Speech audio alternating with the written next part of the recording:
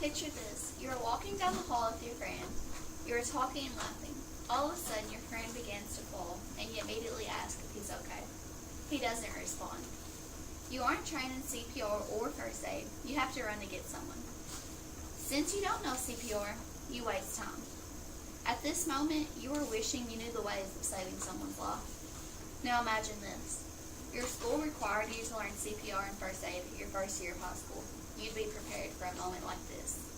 The purpose of high school is to prepare students for life, including being successful and knowing how to act in real-world situations.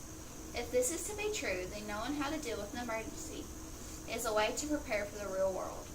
At some point in life, one will come across an emergency of some type, whether it be a car wreck, a sudden episode of a family member or friend, or when becoming a parent and an accident occurs with your child. At the moment your friend lost consciousness, it was due to an underlying issue. Heart, lung, and neurological problems are the causes of these sudden episodes.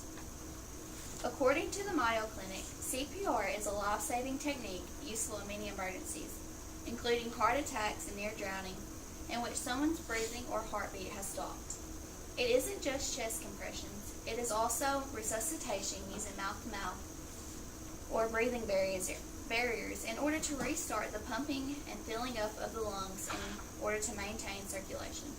OSHA defines first aid as medical attention that is usually administered immediately after the injury occurs. First aid is such things as wrapping up a large wound, running cold water over a burn, or stabilizing someone with a possible spinal injury. Since schools are to prepare you for the real world, a class regarding CPR and first aid is almost necessary.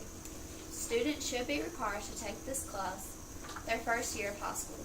Since first year high school students are required to take health, the CPR and first aid components could easily be embedded into the curriculum in order to ensure its delivery to students. By taking this class, it would prepare students for real-life situations, provide skills needed for life, and overall save lives.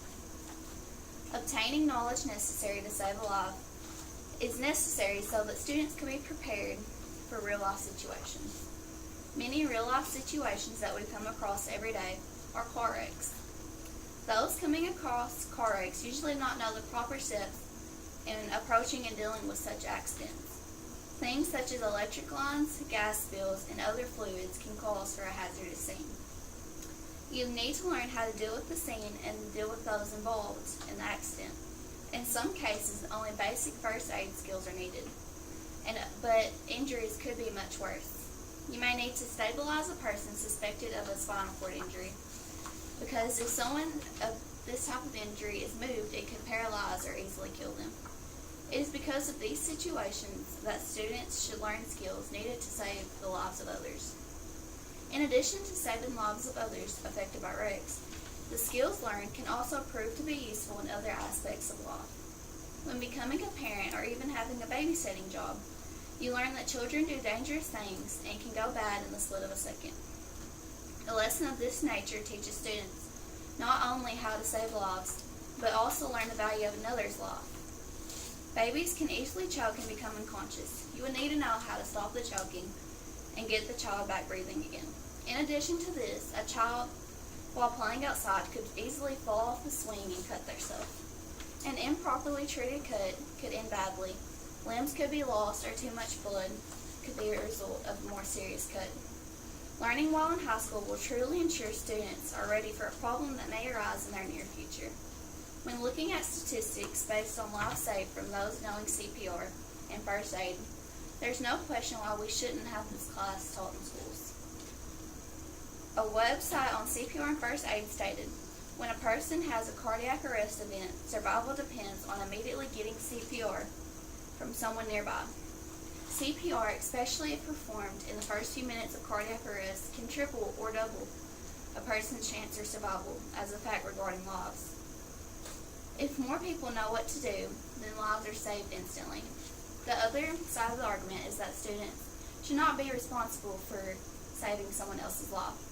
Others say that students already have enough on their plate and shouldn't have this weighing them too. Many argue that students shouldn't have to worry about another person's when they're already worried about themselves. It also is argued that teenagers are not mature enough to do all these steps. This argument is based on the fact that we do not fully mature until we're 20. It is because of these reasons people argue that this class shouldn't be taught.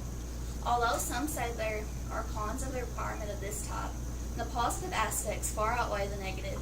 They're learning how to deal with car accidents, children, and sudden episodes.